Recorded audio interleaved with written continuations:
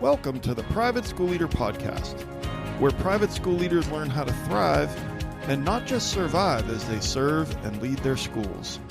I strongly believe that it is possible to have a long and happy and fulfilling career as a private school leader. And my passion is to help you figure out exactly how to do just that, right here on the Private School Leader Podcast. And I'm your host, Mark Minkus. So, my wife's side of the family is from Northeast Ohio, and she has some runners on her side of the family, and several of them have completed marathons in Ohio, and they've actually, believe it or not, gotten into a vehicle and driven to another state to run a marathon. So I've never run a marathon.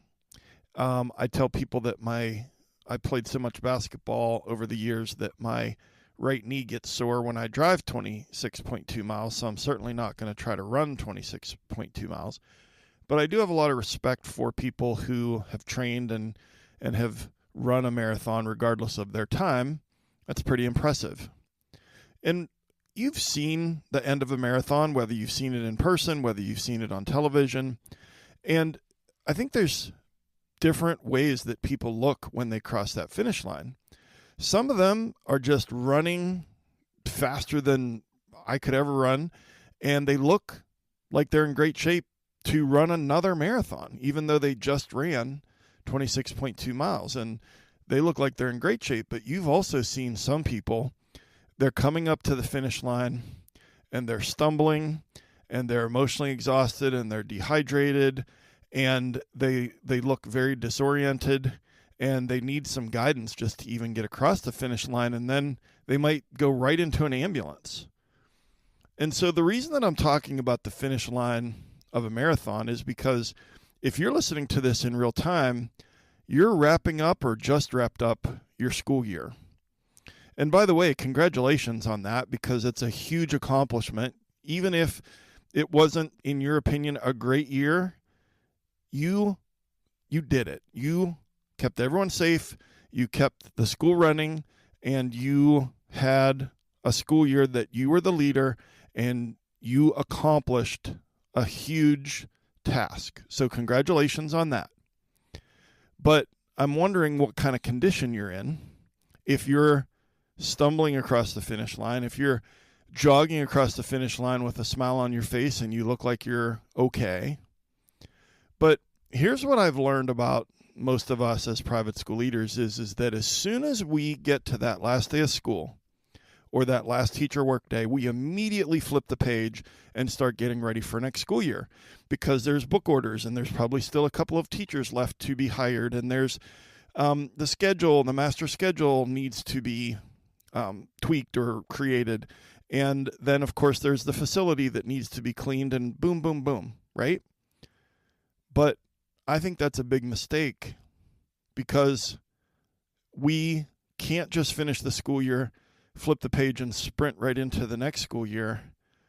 If we do that, we're missing out on some important lessons. And I want to help you press pause for just a few minutes before you race into the next school year. And so on today's episode of the Private School Leader Podcast, I'm going to remind you to not finish the school year without asking yourself these 4 questions. So before we jump into that, I want to ask you to use your imagination. So speaking of the last day of school, I want you to imagine that it's the last day of the 26-27 school year. So it's late May of 2027, it's early June of 2027. You are standing in your office, you're standing next to your desk, you have a smile on your face. So I want you to use your imagination. I want to literally have you picture yourself on the last day of school, next school year. You're standing next to your desk. You have a big smile on your face. The reason you have a smile on your face is because you're feeling happy and energized and fulfilled. You feel really great about how the school year went. You feel really great about how you were showing up at home for your loved ones. You are standing there next to your desk with a smile on your face, and you are thinking to yourself, I just had the best year of my career. I just had the best year of my career. Well, I can help you get the best year of your career. And I would love to work with you one-on-one this summer. I have a few summer coaching spots open. You can email me at mark.o.minkus@gmail.com, and we'll hop on a Zoom call for 20 minutes.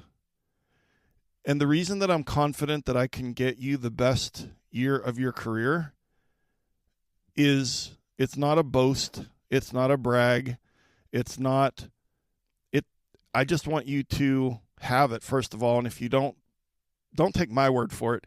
You can go to theprivateschoolleader.com/coaching and read testimonials from over 24 people.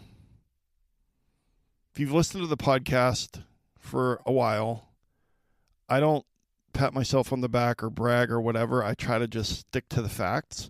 And I know that I can help you get the best year of your career.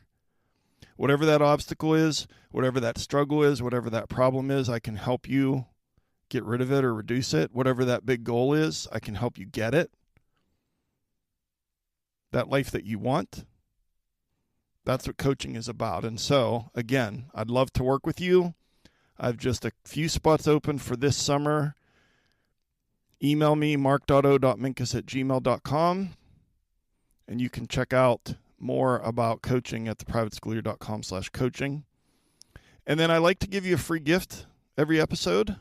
And today I want to give you a PDF guide that's called The 6 Keys to Improving Your Relationship with Your Board. The most important relationship in our private schools is the one between the board and the head of school. And I think that there's always room for improvement. And so this free guide, it's a 7-page PDF. You can grab it at theprivateschoolleader.com/board. And again, it's called The 6 Keys to Improving Your Relationship with Your Board. Grab that for free at theprivateschoolleader.com/board. So let's jump right in. I told you I'm going to ask you to ask yourself these 4 questions so that you can reflect on the year that has just concluded or is about to conclude. And I think that they'll make a huge difference for you moving forward. Okay, question number 1. What were 3 big wins from this school year? What were 3 big wins from this school year? The way our brains are designed is that we tend to focus almost exclusively on what went wrong and what we didn't finish and where the big struggle was, what still needs to be fixed. Because as leaders, even though oftentimes we are the most enthusiastic, optimistic person on campus because we have to be, and sometimes we earn our Academy Award doing that, the negativity bias that we have, just as humans, that's built into us to keep us safe, it also makes it that it's so much easier to remember the negative than it is to remember anything that went well or that felt like a big win. And then the other thing that's blocking us from remembering the wins of this past school year is that we're tired or exhausted or burnt out.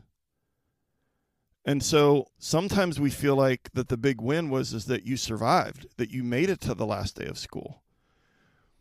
But our exhausted brains really have a hard time remembering the positive experience. We can remember the angry parent or the dramatic, difficult teacher or the enrollment number that we didn't hit or that one board meeting that really went sideways or that student discipline problem that took weeks to resolve. But what we don't remember is a breakthrough that we had with a teacher that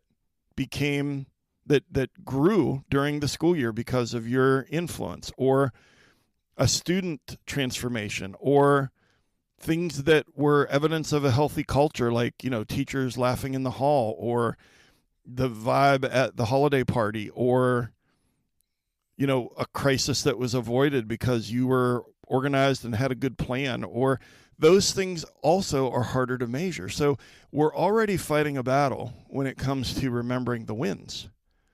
They're difficult to remember because of negativity bias. They're difficult to remember because we're tired and exhausted, and they're difficult to remember because they're hard to measure.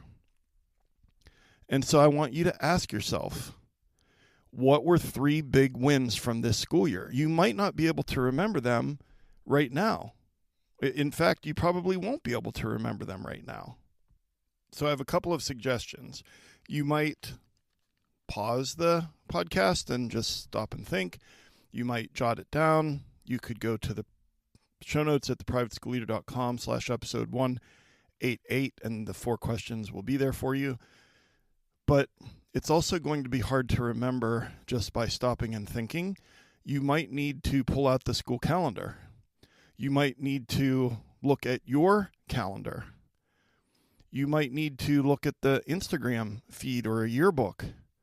You might need to look at a class roster and go through and be like, oh yeah, I had that meeting with, Sadie's mom, and we really got her headed in the right direction. It's going to be hard for you to remember, so you need to do things to spur on that, to jog your memory.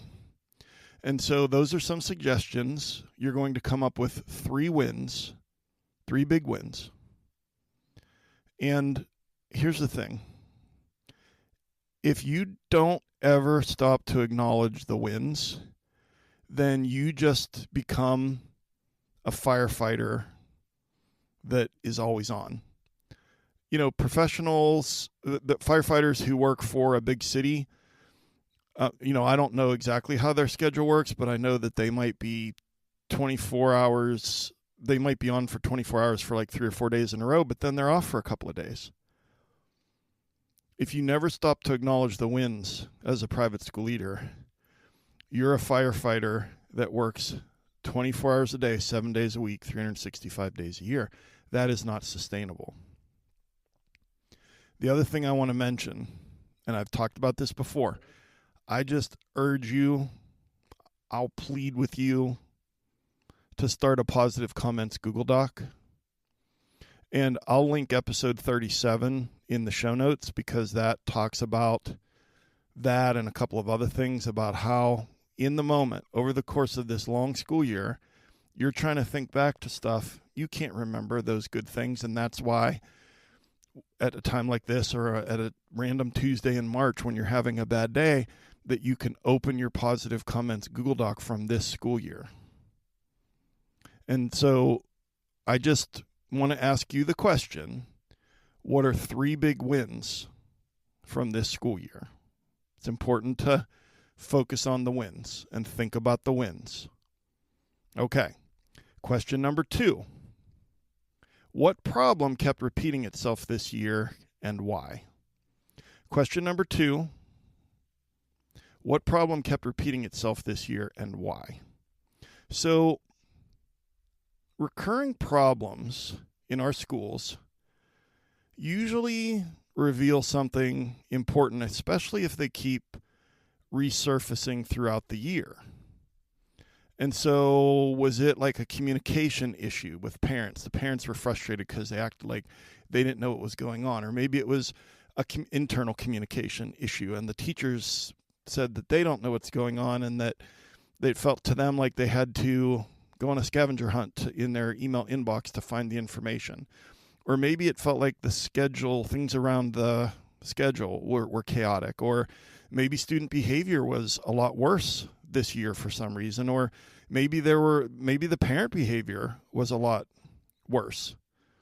Or maybe that the recurring thing is that you felt overwhelmed every single day when you left at the end of the day. Or maybe the thing that happened all year long is it felt like your relationships at home were strained and super stressful the whole year. So if there was a recurring problem for the whole year, what was it? What comes to mind? And then let's ask why. And so I think that there are usually 3 reasons why something is a recurring problem. And so I think it's either a systems problem, a leadership problem, or a capacity problem. So I just want to take 1 minute and elaborate on that. So you've already been asked the question, what was a recurring problem this year? What problem kept repeating itself this year? Well, the why is answered by, okay, was it a systems problem? Because I think a lot of private school leaders, they just try to solve a systems problem with more effort. And you can't outwork a broken system. So I want you to hear that again. I used to do this all the time. Sometimes we try to solve a systems problem with more effort, but you can't outwork a broken system. You can't try harder and work your way out of like an unclear procedure. Like if carpool is a mess every day, but the reason it's a mess is because we have unclear procedure, we have untrained faculty, everyone's on a different page, and there's no accountability for when people show up, and some people use a walkie-talkie and some people don't. Okay, well, if carpool's a mess, why is it a mess? And so you could apply that questioning to a lot of things when it comes up, and maybe it's a system problem. Maybe it's, poor communication, internal. Maybe the reason that the teachers are frustrated is because the internal weekly teacher memo is not accurate some of the time, and they don't even use it anymore because they can't trust it. So I'm not saying that it is a systems problem. I'm saying it could be. Another thing that it could be is it could be a leadership problem. And this one sucks because it involves you. It involves me. And sometimes the reason that these problems keep happening is because we as the leaders are unintentionally making it worse. We're reinforcing the problem. And so here's the thing. If we avoid difficult conversations, if we tolerate stuff, what you allow will continue. If we don't hold people to a standard that's in the employee handbook, if we are here's a big one. If we're rescuing too quickly instead of helping, are we rescuing or are we helping? If we prioritize being liked over holding people accountable, okay? Some of those might sting. Some of those might hit close to home. Those 4 things I just said, I've done all of them. And so sometimes the reason, let's say it's low morale and that your star teachers are really unhappy, and it's like, let's get to the bottom of it. Well, you know what I figured out one year? It was because I wasn't holding the teachers who were problematic. I wasn't holding them to a standard. That was what was causing the morale problem with my stars. So sometimes the recurring problem is a systems problem. Sometimes it's a leadership problem. Sometimes it's a capacity issue, okay? Sometimes it's not about our effort or our skill level. Sometimes it's just that we are overloaded and our teachers are overloaded and we're exhausted and we're overwhelmed. And so then stuff drops off of our plate, off of our radar. We keep procrastinating things, not because we don't want to do them, because there's just no time to do them. And we become very reactive. When it's a capacity issue, there's no room to be proactive when you're just trying to get through the day. And so when it's a capacity problem, it's not about what's wrong with you. It's about that you're carrying too much. If I walked up to you and I handed you 4 basketballs, you could probably handle that. You might even be able to handle 6 basketballs without too much of a problem. But if I come up to you and I hand you 20 basketballs, you are not going to be able to hold all of them. And I have a coaching client in New Jersey, and he and I were talking, and he's going on and on about this is so hard and this and that and the other thing. And I started asking him about how much, because he mentioned that the school's enrollment had grown. And in his division, in just the past 4 years, it went from 160 students to 300 students. And I said, well, are you still leading the same way that you led 4 years ago with 160 kids? And the answer was yes. So my point is, if you ask yourself, what is the problem and that it keeps repeating itself this year, and then why? It could be a systems problem, it could be a leadership problem, it could be a capacity problem, but just pick one Just pick one issue that comes to mind that seems to be that recurring problem over the course of this past school year, and then ask yourself why, and you will probably be able to solve it. That brings us to question number 3, which is, what should I carry forward from this school year and what should I leave behind? So I want you to pretend that the last day of school is like a doorway with a door on it, okay? And you're walking through that doorway on the last day of school. And you have your bag. All of us have a bag that we take to and from school. Some of you have several bags.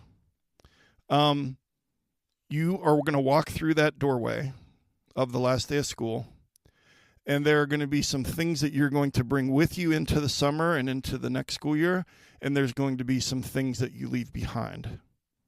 Well, if you don't pause and think about that, you're just bringing everything with you, right? You're just going to grab everything and bring it with you. So I want you to think about it like a math problem. Leadership in our private schools is often about addition only. We just add and we add and we add, and then we do the impossible and it becomes part of our job description, and we add and we add and we add and nothing ever gets taken away, okay?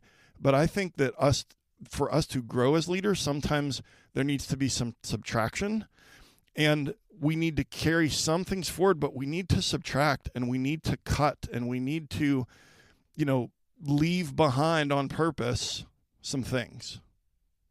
So let's start with, what should you carry forward? It's the thing that you did this past year that made a difference. Maybe you got more intentional about your boundaries between school and home. Maybe you got more intentional about the time that you try to leave each day. Maybe you got a little better at delegating because you started making sure that you were telling and not asking, okay? Maybe you got out into the hallways and the classrooms more this year and you felt better about that than in previous years. Maybe you got a little bit more confident as a leader. Maybe you were a little calmer in stressful situations.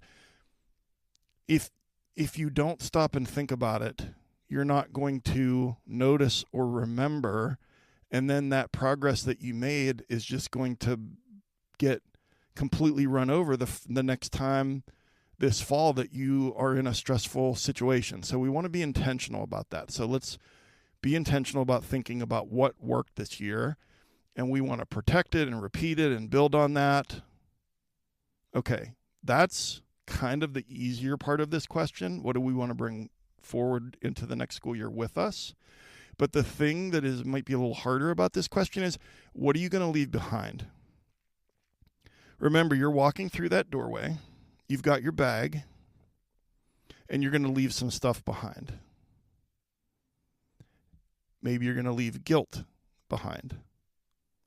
Maybe you're going to leave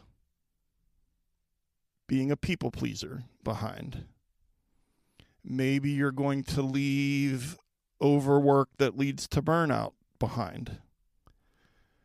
Maybe you're going to leave perfectionism behind. Maybe you're going to leave trying to fix everybody's tier 1 problem instead of listening and giving it back. Maybe what you're going to leave behind is carrying everybody's emotions. Everyone around you, just a sponge, you absorb all their emotions and then become dysregulated. Maybe we're going to leave some feelings behind. Maybe you're going to leave resentment behind. Maybe you're going to leave bitterness, frustration, unresolved conflict, imposter syndrome. You can decide what you're going to bring with you and what you're going to leave behind. But the only way that can happen is for you to think about it and for you to answer this question. What are you going to bring with you into that next school year, into the summer and into the school year, and what are you going to leave behind? When you envision that doorway, that last day of school, there's a door. You walk through that door into the summer months and into the next school year. What are you bringing with you? What are you leaving behind? And then that brings us to our fourth and final question today. What is the one habit I need to stop or start before the first day of school? What is the one habit I need to stop or start before the first day of school? So, first thing is, I'm not talking about 5 habits or 10 habits. We're just going to identify one habit. And maybe it's something that we need to start doing. Maybe it's scheduling white space. Maybe we need to start delegating. Maybe we want to exercise consistently. Maybe we want to get out into the hallways and the classrooms more often. That's, I'd say 90% of my coaching clients, when I ask them to finish the sentence, I really wish I had more time to blank, I'd say 90% of them say, I wish I was out and about in the school more and popping into classrooms more often. And then I help them to do that. Maybe the habit is that you're going to put in your calendar what time you're going to leave every day. Maybe what the habit you're going to start is to have courageous conversations sooner. Boy, do I wish that I had done that many years in my career, is to decide, okay, this is the year I'm going to start the habit of having courageous conversations sooner instead of letting them turn into the big problems that they turn into. Or what is the habit that you need to stop? Maybe it's checking email constantly. Maybe it's solving everyone else's problems for them. Maybe it's catastrophizing when you become emotionally dysregulated. Maybe it's allowing parents into your home after 7 p.m. because you're checking email often, all the time. Maybe the habit you want to stop is bringing all your school stress home and just letting it out on your family every weeknight and weekend. Here's the thing. You don't need to reinvent yourself or come out of the summer with version 2.0 of you or whatever. But if you think about one habit that could make next year better, make you more physically healthy, make you more mentally healthy, make you more productive at school, whatever it is, just one. What is the habit that I need to stop or start before the first day of school? And one way I can help you with that is that once you decide that, then you could just scroll through. This is episode 188 of this podcast.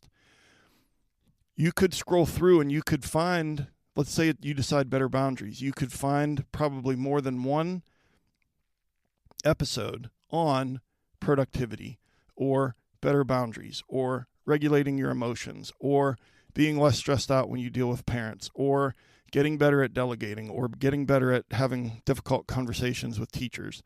There's an episode for that. Okay, so I know you don't have time, but you have a little tiny bit more time during the summer. And so whatever that habit is that you decide this is the one that I want to stop or start, you could go through Spotify, YouTube, Apple Podcasts, wherever you listen, scroll through and you'll find an episode. And then you could apply what you learned there. Okay. Easier said than done. I agree. But the 4 questions that you're going to ask before you leave this school year behind. Number 1, what were 3 big wins from this school year? Question number 2, what problem kept repeating itself this year and why? And was it a systems problem, a leadership problem, or a capacity problem? That might be helpful to identify the why.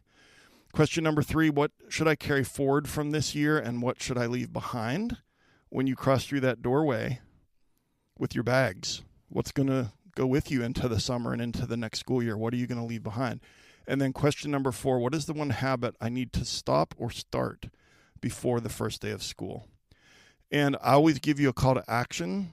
In the next 7 days, set aside 20 minutes and ask yourself these 4 questions. In the next 7 days, set aside 20 minutes, ask yourself these 4 questions. That's 5 minutes per question. And it could really change your summer and certainly your next school year. And a quick reminder, the 6 keys to improving your relationship with your board. Go to theprivateschoolleader.com/board to grab that for free. And then a final reminder, I want to work with you this summer so that the 26-27 school year, that you can stand next to your desk on the last day of school in late May or early June of 2027 with a smile on your face and say, that was the best school year of my career. I want to help you get that. Email me, mark.o.minkus@gmail.com. We'll hop on a Zoom call for 20 minutes and we'll talk about how. And I've been your host, Mark Minkus. I appreciate you so much. Thank you so much for taking some of your precious time to join me here today. And I'll see you next time right here on the Private School Leader Podcast. And until then, always remember to serve first, lead second, and make a difference.